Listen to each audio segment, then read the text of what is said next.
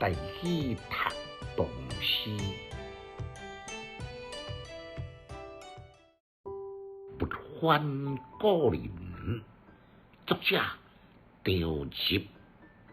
前年发月期，盛夏不转诗。欢喊断消息，书声中别离。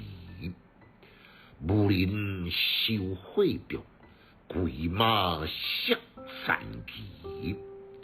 欲说疑君在，天涯曲此时。感慨。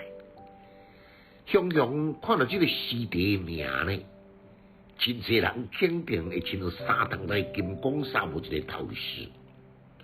不欢就是讲含露伫欢放，故人对之至交的好朋友。经过安尼来分析了后，恁就当了解讲诗题对失落欢放一个好朋友。今年发月期，盛夏勿转诗。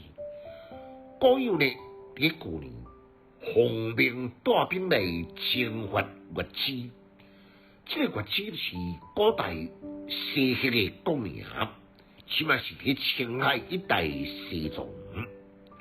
访问全军服务，奇怪。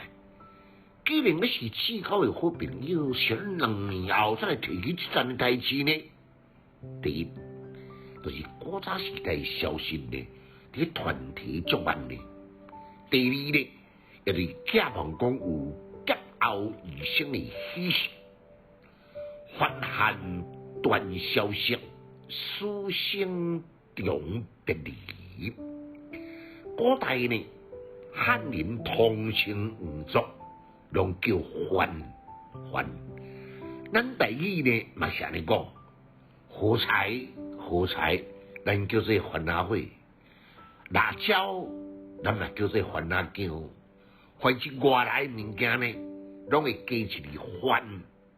2年外来，西域毫无任何的秀色，包括中原的家乡，也亲像东山的风吹。以川情况看起来，应该是相当嘅笑相思应变了。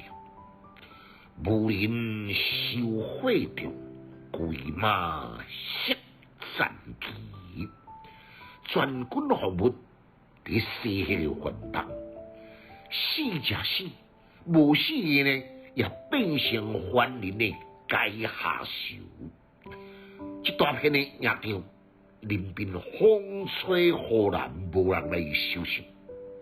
只有几匹识途的老马走到转来，也趴伫残旗下，悲思哀鸣。这两个更加加重战争之火顶上的残酷啊！欲知疑君在，天涯曲此时。2年咯，每当想起要来设殿祭拜，我哋敢亲像你有吉人天上，一个活伫人间。别日你已经飞升咯，并你咱情动手足，若无聊表顺意呢，也难心安。